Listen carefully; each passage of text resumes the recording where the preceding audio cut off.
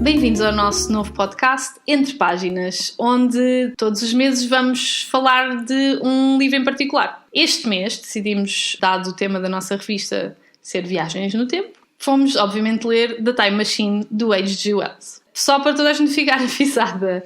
Pronto, isto é o vosso aviso de spoilers. Este livro é de 1895. Nós consideramos que já tiveram mais de tempo suficiente para o ler. Mas, caso não queiram saber o que é que acontece, é melhor porem em pausa, irem ler o livro, ele é curtinho, lê-se rápido, e depois voltarem a ouvir o nosso podcast. É o nosso conselho. Vamos então falar um bocadinho sobre o livro, o que é que nós achamos, e pronto, é isto. E esperamos que vocês nos venham acompanhando todos os meses e partilhem sempre as vossas opiniões, já sabem. Este livro é giro porque tem o tal tema da máquina do tempo e o tempo tem 3 tempos que são explorados ao longo do livro. Ele começa em Inglaterra, onde nós encontramos os nossos protagonistas, ou o nosso protagonista e alguns dos seus companheiros. Aparentemente é à volta do ano 1890 e é obviamente em Londres, porque H.G. Wells. A maior parte do tempo do livro, no entanto, é passado no ano, e atenção que ele é bastante específico sobre o ano em que ele está, no ano 802.701 depois de Cristo. Outra vez na zona de Londres, apesar de o rio Tamisa se ter aparentemente mexido de alguma maneira que nós não sabemos bem como. E é assim que nós sabemos que estamos em Londres. E por fim, acaba mais ou menos, chega a estar há cerca de 30 milhões de anos no futuro, numa praia com o sol a morrer e a terra basicamente a parar de rodar nos eixos. Um bocadinho deprimente, afinal. Sim, muito. E depois volta à Inglaterra, mais ou menos 1890, portanto, pronto, faz o ciclo total.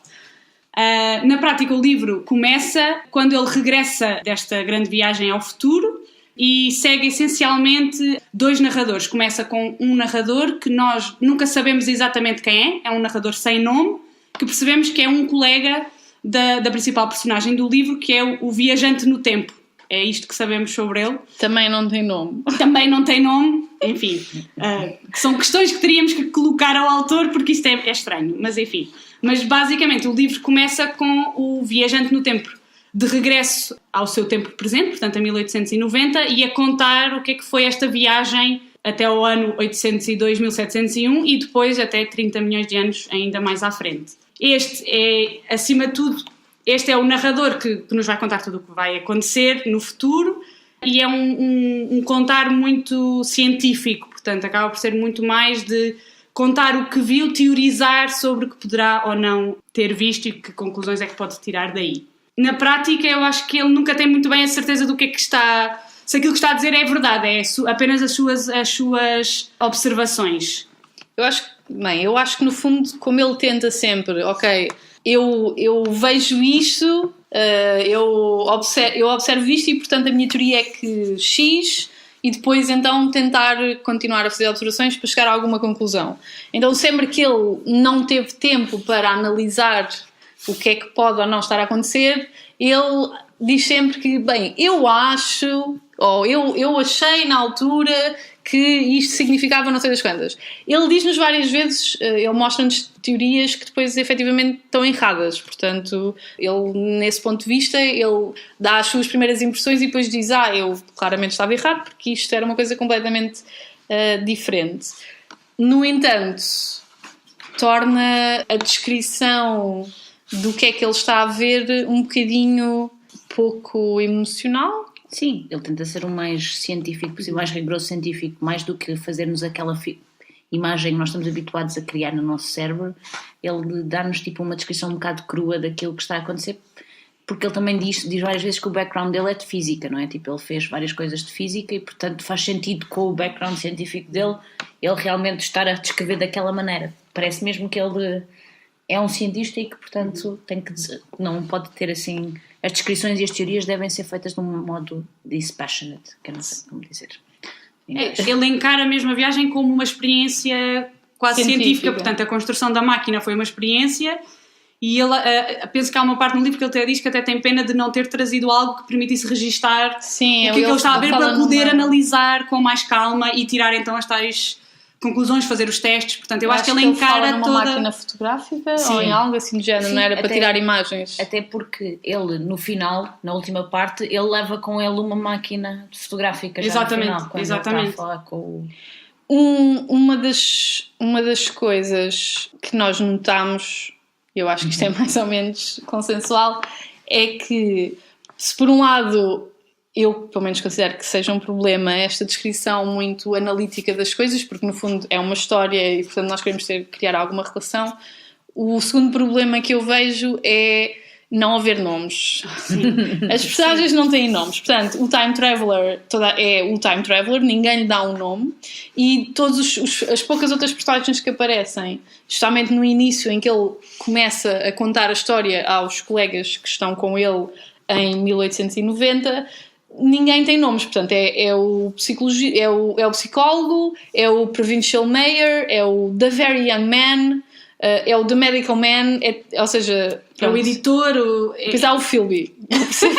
Nós Que é não chegamos aqui a uma existe o conclusão. Philby, sem Exatamente. saber, é mais uma pessoa que também não sabemos quem é. E o narrador que nem sequer, o primeiro narrador que nem sequer não tem. Exatamente, mas e mais giro é que cada vez que eles estão a fazer menção ao nome do Time Traveler, ele literalmente põe um traço em branco, portanto ele literalmente não quer que as pessoas tenham um nome attached ao... Pois, nunca tem, porque quando eles vão à procura... Ok, spoiler. Quando eles vão à procura dele no final e ele desapareceu, alguém pergunta where is Mr? E um não traço. aparece lá nada. Exatamente, Sim. é um traço. Eu acho que Incrível. por um lado, eu lembro de estar a começar o livro e de ter achado até interessante desta personagem principal, deste viajante no tempo, até ser muito indefinido, porque o livro todo parece querer-nos mostrar o que é que ele está a ver, não é propriamente focado no que é nele próprio, mas sim na sua viagem científica, na sua exploração científica. Mas ao longo do avançar do livro criou aqui uma dificuldade em conectar-me com a história, porque efetivamente não há personagens. O próprio Time Traveler não é propriamente uma personagem que tem uma personalidade, e nenhuma das criaturas, pessoas com quem ele se cruza ao longo desta viagem também tem algum tipo de personalidade, portanto acaba por não haver propriamente personagens, e para mim sim, foi um problema com a história. Parece que é isso, parece que estamos a ler mais um relatório científico do que... Quer dizer, ele tem partes em que é menos analítico e que ele diz mesmo que uma espécie de loucura se apodera dele e coisas assim, por exemplo, quando tem aqueles conflitos maiores com os Morlock, ou quando ele está na máquina do tempo e até ele diz qualquer coisa do género que sabe que devia travar a máquina, mas como uma criança petulante continua, acho que é quando ele vai até à praia. Mas nós não temos muito mais explicação do que é que está aí, do que é que se está a passar na cabeça dele. Só que, pronto, é um livro curto. Certo. E em poucas palavras é mais fácil dizer do que mostrar. Portanto, Exatamente. eu acho que é um bocadinho Sim. por aí. Nós estamos habituados que hoje em dia os escritores mostram-nos coisas. Eles não nos dizem que uma personagem é o psicólogo. Eles mostram-nos que é o psicólogo, e nós já falámos disto noutros podcasts, por causa da maneira como ele vê as coisas e o que é que ele diz e as palavras que usa e por aí adiante. Que de algum modo isso é visível na personagem Na do personagem, viajante do tempo. Percebemos sim. que ele é um cientista pela forma como ele se comporta perante a realidade que está a observar, e não dá essa Não oportunidade. dá, é muito mais tipo do que é que... Ou seja, ele partilha alguns dos pensamentos sobre a comunidade que está a ver, mas sempre no sentido de porque é que eles chegaram ali, que evolução é que houve, e não... Mesmo a relação que ele tem com a única outra personagem que tem nome, a Wina, também não há muita explicação. Pronto, ele sente-se protetor e tal, mas há pouca... Mas também isso pode ser porque ele está... Uma das coisas é que, como nós temos uma espécie de narrador intermediário, não é?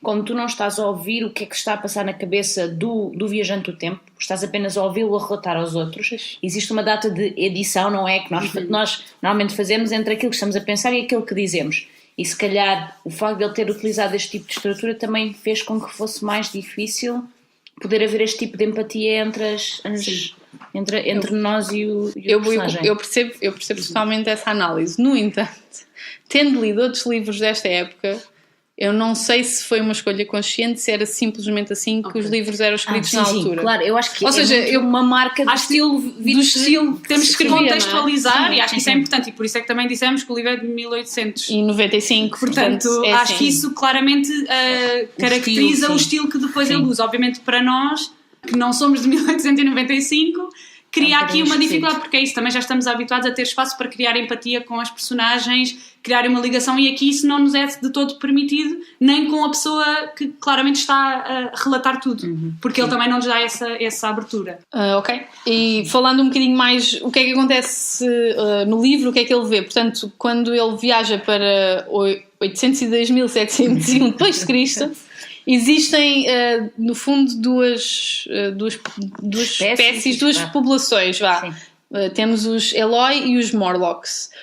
Ambos vivem em sistemas comunais, portanto vivem todos juntos, mas enquanto que os Eloi vivem à superfície e é todo aquela ideia idílica, é só campos verdes, vivem despreocupados, ninguém trabalha, comem tipo fruta e coisas assim.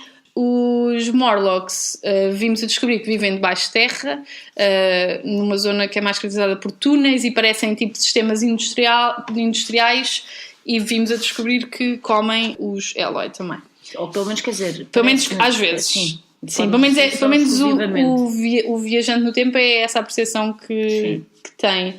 E então há muita da análise de como é que a relação entre as duas populações funciona, porque ao início os Eloi, ele percebe que eles têm medo do escuro, especialmente de certas noites, por causa do ciclo da lua, e depois começamos a perceber que o que eles têm medo é dos Morlock, mas no entanto os sistemas industriais que os Morlock ainda mantêm é aquilo que também ajuda os Eloi, exatamente. Portanto, de algum modo eles até estão dependentes porque têm esta ligação. Sim. E eu acho que ele faz eu não sei se ele diz isto no livro, mas eu fiquei com essa sensação, que ele faz um bocadinho um comentário que os Morlocks são quase como nós a produzir gado, portanto damos as condições, e eu acho que ele diz mesmo isso, damos as condições todas que é para os podemos comer. Exatamente. O que é, pronto, é um bocadinho, não quero dizer deprimente, mas é um bocadinho deprimente. Acho que todo o livro é ligeiramente deprimente. Sim, mas interessante. Não queremos dizer com isto que não é interessante a análise que ele faz. Sim, e é giro também o facto de ele ter várias diferentes tipos de hipóteses que vai ao longo do tempo. Primeiro ele pensa, os Eloi são o produto da evolução e o facto de já não haver problemas nenhuns e não sei o quê, e depois percebe que aparecem os Morlocks, e primeiro os Morlocks são na verdade a classe trabalhadora e são coitadinhos, e depois a seguir afinal percebe que não, que os Morlocks na verdade são mais os criadores de gado, e os Eloi são na verdade o gado em si. E é giro porque ele sente uma afinidade para com os Eloi, enquanto que sente um sentimento de aversão aos Morlock, apesar de os Morlock supostamente serem mais a nossa versão, ou nós mais do que propriamente os Eloi. Portanto é uma cena gira. Sim, e se pensarmos no H.G. Wells, ou seja, claramente todo o livro é um comentário às questões sociais e políticas da altura, mas ao início, quando ele está a falar aquilo que estavas a dizer, que os Morlock, pronto, vêm da classe trabalhadora e não sei o quê, é engraçado depois a conclusão, vemos que afinal eles ainda, digamos, predam os Eloi, porque o H.G. Wells fazia parte de um dos muitos grupos progressivos que haviam na altura, que se chamava The Fabian Society, que acreditava, no final da época vitoriana, que devia haver uma reforma para uma melhoria das condições dos trabalhadores e etc. Mas ao mesmo tempo ele basicamente está a dizer que o facto de haver aquelas, digamos, duas classes, não é? Tipo, o pessoal que trabalha e as upper classes, que depois deu, o que ele está a dizer é que depois isso deu com que estes anos todos no futuro houvesse esta divisão, mas depois ainda fecha o ciclo a dizer que, estás a ver? Ou seja, que o rol deles inverteu, sim. E o facto de as pessoas terem a upper class deixar relaxar e não trabalhar e não fazer as coisas fez com que na verdade eles se tornassem a presa para os que realmente ficaram mais inteligentes e que eram capazes de fazer a manutenção das máquinas que eram precisas para sobreviver. Eu acho que de algum modo ele faz, acima de tudo ele mostra que não basta estarmos muito despreocupados e esquecermos que estamos ligados e estamos dependentes da outra classe ou do outro grupo de pessoas que mantém muito o sistema a funcionar, mas o grupo que mantém o sistema a funcionar acaba por ter esta ligação e se calhar até acaba por aspirar a estar no outro grupo, não sei, eu acho que os grupos têm de algum modo uma ligação, mas que nenhum deles vê essa ligação muito positiva, porque uns sentem-se muito oprimidos, os outros esquecem um bocadinho que existe aquela classe que mantém o sistema a trabalhar, portanto é giro. Quando ele fala destas duas populações, não têm uma relação muito positiva, mas necessitam um bocadinho um do outro para sobreviver e para manter a vida que têm até ao momento. Portanto, é muito interessante ver como é que ele, obviamente pegando na realidade que ele conhece na altura industrial e etc., como é que este sistema é mutuamente dependente, não é?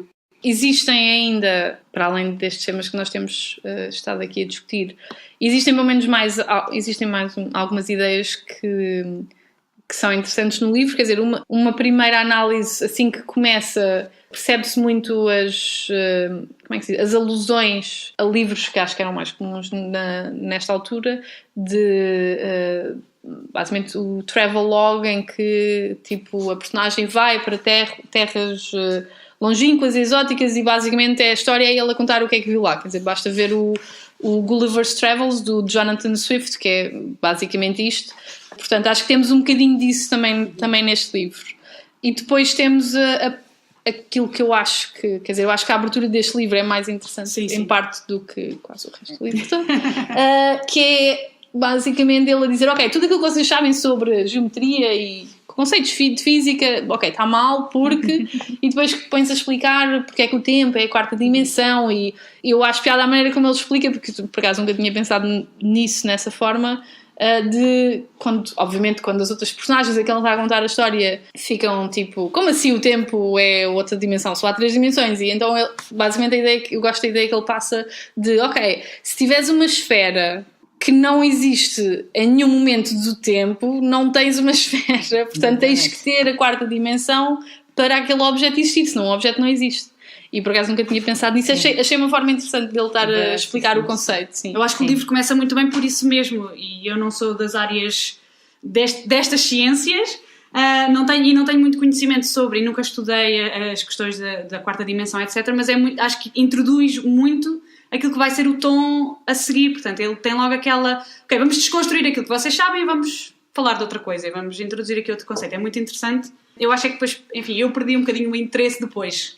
Fui perdendo o interesse por isto, porque depois faltou-me outra, se calhar uma vertente mais humana, e ele acabou por ficar sempre com este distanciamento. Sim. Mas é muito interessante, é uma forma super interessante de começar o livro, e nós sabemos logo com quem é que estamos a falar de algum modo, não é?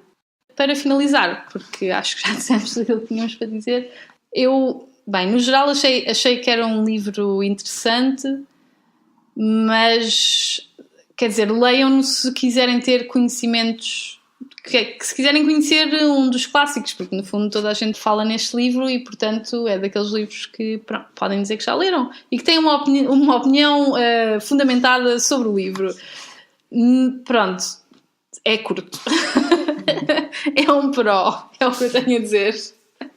Bem, eu acho que acabei por já expressar um bocadinho. Efetivamente, gostei do início do livro, mas o facto de não ter efetivamente personagens com quem nos conseguíamos ligar de algum modo fez com que ao longo do livro eu fosse perdendo um bocadinho o interesse, mas acho que é isto. Acho que é muito interessante porque é um clássico, percebemos aqui a ligação com a realidade em que ele foi escrito. Em geral, obviamente, lendo à luz do século XXI e à luz do ano em que vivemos, tive aqui alguma dificuldade, senti às vezes aqui algum tom paternalista na forma como ele falava destas outras populações com quem intervinha, mas acho que vale a pena dar uma oportunidade ao livro. Eu sou fã de reler livros, este acho que não vai ser um deles. Pronto, a minha opinião é mais ou menos assim, na onda da Catarina e da Maria Inês. Eu achei que o livro eu gostei do início.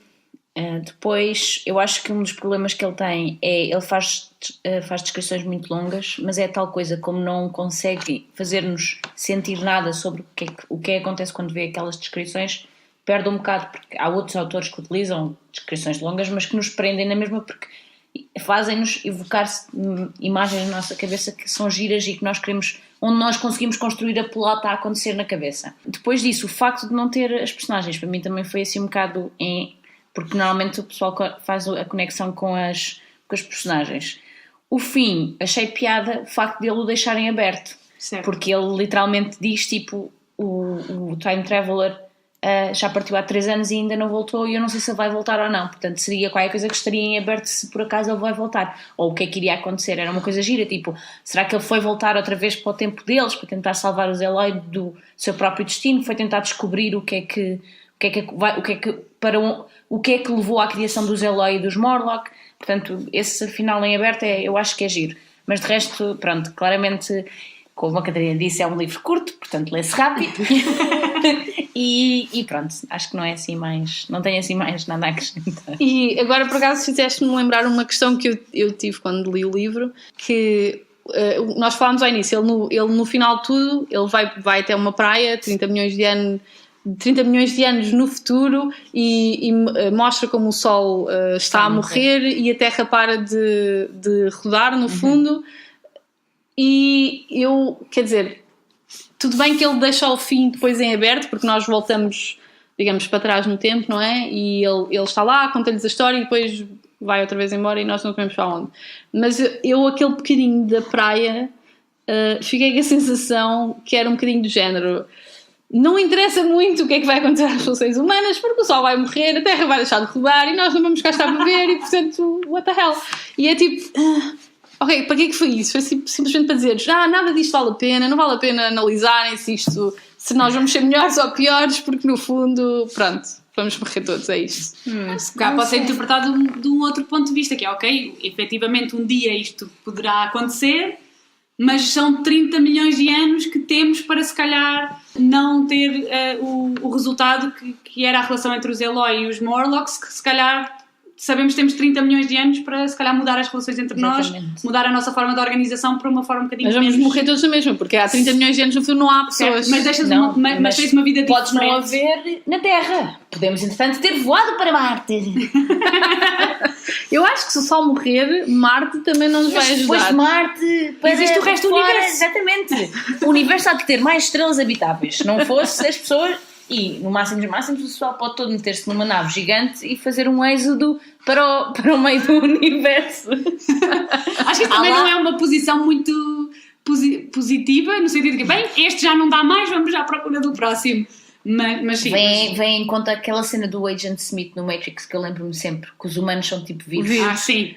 Yeah. Por isso é que não tenho uma visão muito positiva desta ideia do estragamos este, vamos à procura do outro. Quer dizer, a Terra parar de rodar, não vamos nós que estragar. Não é nossa, aí a culpa não é nossa. Pronto. E também é positivo, então, essa nós parte. Podemos estragar muita coisa, mas o Sol morrer é uma inevitabilidade da vida, e a Terra deixar de rodar, possivelmente também. Eu não percebo do assunto o suficiente para dizer que sim ou não, mas certeza que a culpa não foi nossa. Vamos assumir. Ao contrário daquele filme em que eles vão ao centro da Terra para girar por a Terra outra vez, para pôr o núcleo a girar outra vez. Acho que aqui não estamos a considerar que isso é cientificamente possível. Vamos dizer que esse não é o melhor filme, porque não venera as bombas nucleares, porque elas é que nos vão salvar a vida. Além do facto de, se a Terra parasse de rodar efetivamente, não tinha bons resultados. Não me parece que nós ficássemos lá para contar a história. Bem, então, agora para o próximo mês o nosso tema vai ser ilusões e, portanto, o livro que nós escolhemos ler e que esperamos que vocês leiam connosco e depois ouçam a nossa troca de ideias sobre ele, vai ser o Moving Pictures, do Terry Pratchett. Portanto, tem mais do que um mês para o ler e depois... se quiserem comentar e etc, já sabem, podem sempre falar connosco através do Facebook, ou mesmo mandar-nos um e-mail sobre as vossas opiniões do livro. Exato. Portanto, acho que sim. Agora mergulhem entre páginas e vamos passar ao próximo livro.